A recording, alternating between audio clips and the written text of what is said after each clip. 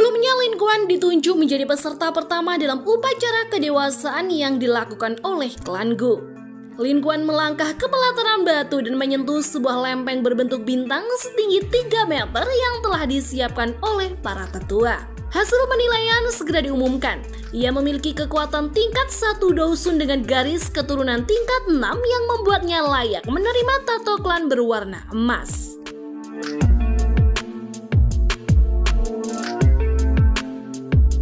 Melihat kebingungan di wajah Xiaoyan atas istilah-istilah yang digunakan para tetua, Sun En menjelaskan dengan sabar bahwa garis keturunan di klan Gu diklasifikasikan ke dalam 10 tingkat. Tingkat 1 sebagai yang paling rendah dan tingkat 10 sebagai yang paling mulia. Untuk bisa mengikuti upacara kedewasaan ini, seseorang setidaknya harus memiliki garis keturunan tingkat 4.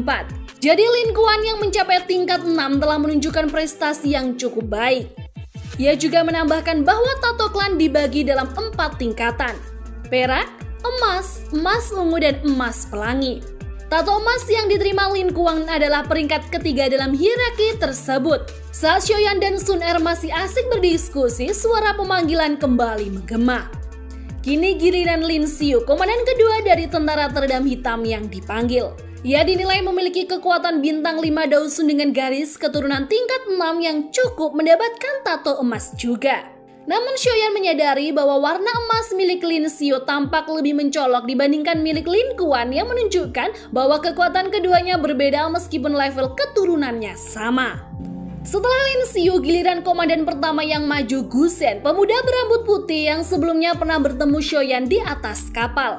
Penilaian menunjukkan bahwa Gu Zhen memiliki garis keturunan tingkat 7 yang membuatnya berhak atas tato langka, emas ungu. Ini adalah pertama kalinya tato tingkat tinggi itu muncul dalam upacara tersebut. Meski pencapaiannya luar biasa, Gu Zhen tetap tenang. Ia hanya membungkuk hormat kepada ketiga tetua, lalu kembali ke tempat duduknya dengan senyum ramah yang ia arahkan kepada Xiaoyan. Xiaoyan membalas senyuman itu dengan hangat. Namun momen damai itu tak bertahan lama. Suhu di sekelilingnya tiba-tiba turun drastis, udara menjadi dingin seketika.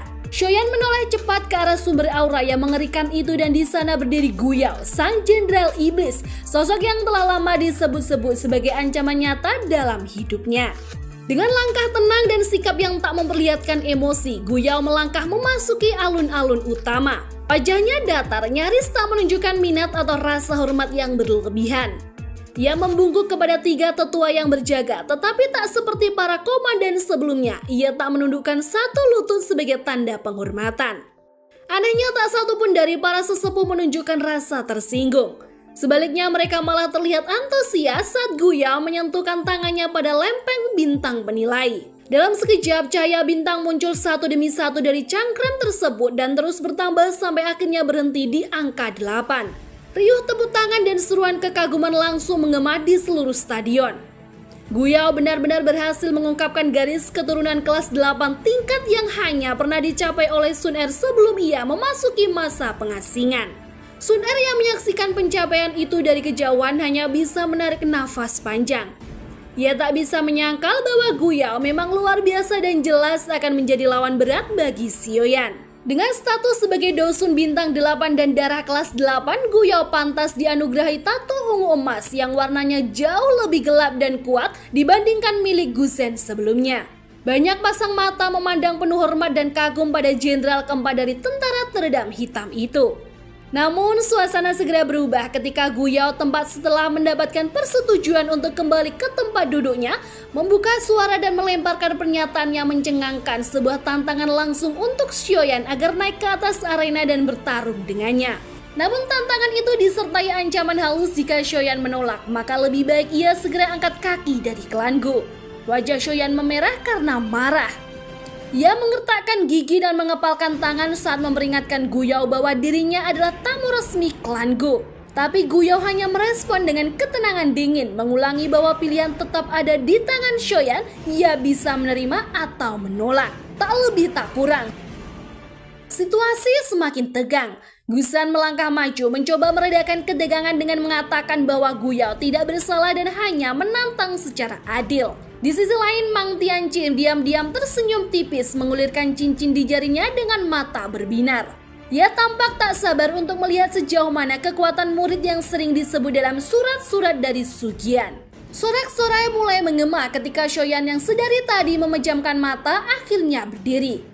Dengan suara tegas, ia menyatakan bahwa dirinya akan mewakili keluarga Xiao untuk menerima tantangan itu. Ia tersenyum tipis kepada Sun Er dan Xiao Yixian lalu menyatakan bahwa inilah saatnya untuk membungkam semua keraguan terhadap dirinya. Sun Er hanya bisa mengangguk dengan pasrah sementara Mang Tianqi memberinya semangat. Dengan satu lompatan ringan, Shoyan telah berdiri di hadapan Gu Yao di tengah arena. Gu Yao mengangkat alis dan memuji keberanian Shoyan. Ia bertanya apakah pemuda itu tahu alasan mengapa dirinya menjadi sasaran. Shoyan mengangguk pelan dan menjawab bahwa ia tahu namun ia tak peduli. Jawaban itu membuat wajah Gu Yao kembali membeku. Ia pun menyatakan jika demikian maka satu-satunya pilihan yang tersisa adalah menghabisi Shoyan. Aura menekan mulai terasa, kekuatan besar berkumpul di tangan kanan Shoyan saat ia bersiap menyerang. Tapi sebelum sempat melancarkan pukulannya, sebuah tangan misterius menyambar pergelangan tangannya dengan kecepatan luar biasa. Serangan pertama pun dimulai.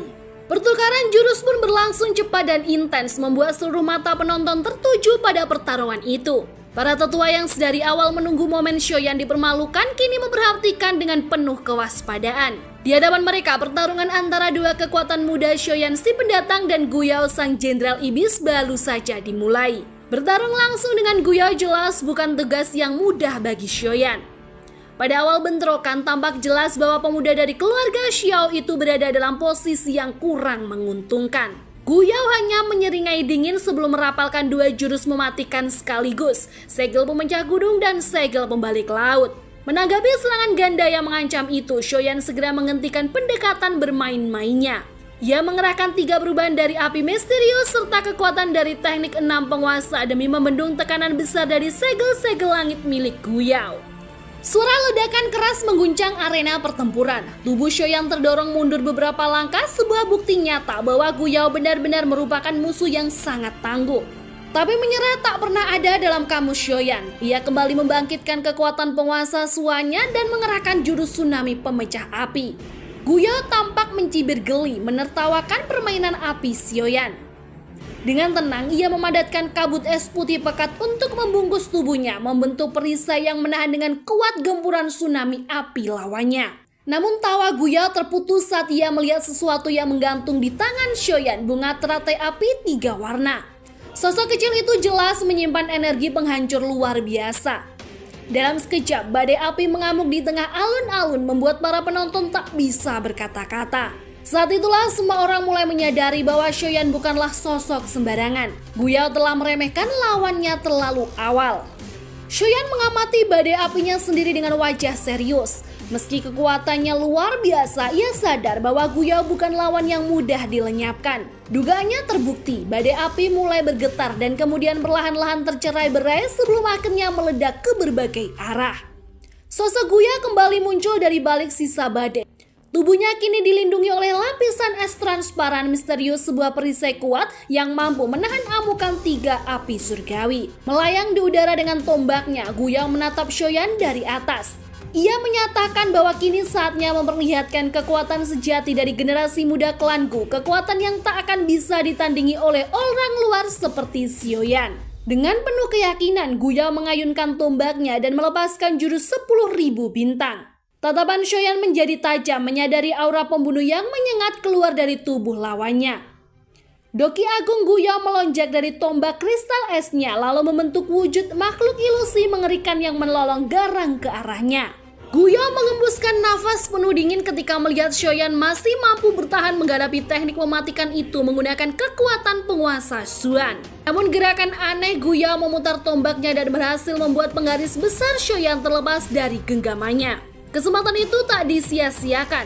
Gu Yao menyerbu ke depan dengan kecepatan tinggi, melepaskan hembusan angin tajam yang merobek pakaian bagian atas Shoyan. Tapi semua orang terkejut saat melihat bahwa meski bajunya hancur, tubuh Shoyan tetap utuh tanpa luka berarti. Beberapa penonton dengan penglihatan tajam segera menyadari alasan tubuh Shoyan dilindungi oleh lapisan sisik keemasan keunguan, armor naga void kuno, hadiah dari Xian. Suara dengusan tertahan keluar dari tenggorokan Xiaoyan. Meski berhasil menahan serangan penendang Guyao, efeknya tetap terasa. Darahnya mengalir deras karena dampak dari kekuatan penuh Dousun bintang 8. Melihat Guyao mulai kelelahan setelah melancarkan serangan berat, Xiaoyan langsung mengambil inisiatif. Ia merapal teknik nyala penyelesaian bumi, menghantam tanah dengan kekuatan dahsyat hingga membangkitkan pilar api dari bawah tanah. Dalam sekejap, area di sekitar Guyao berubah menjadi lanskap neraka, sebuah gunung berapi yang tiba-tiba terbentuk di tengah-tengah arena. Amukan lahar panas yang melingkupi arena tersebut membuat Guyao mulai kehilangan kesabaran.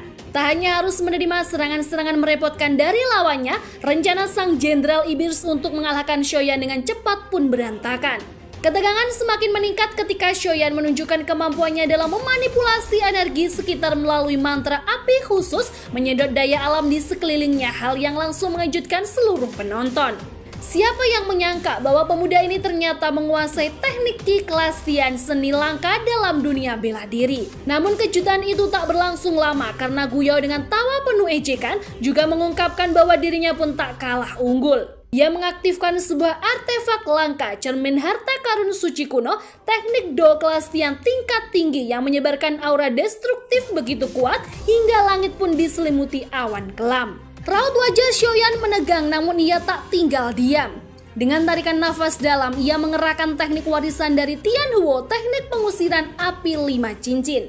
Di sisi lain arena, Tianhuo yang duduk diam tak kuasa menahan degup jantungnya yang melonjak. Ia tak percaya bahwa Xiaoyan bisa menggunakan teknik ini dengan begitu sempurna. Dan alasannya jelas, tubuh Xiaoyan telah menjadi wadah bagi 5 jenis api. 4 diantaranya adalah api surgawi, ditambah 1 api transformasi kehidupan yang menggantung di langit membuat suhu di sekitarnya melonjak tajam. Orang-orang yang menyaksikan langsung terperangah.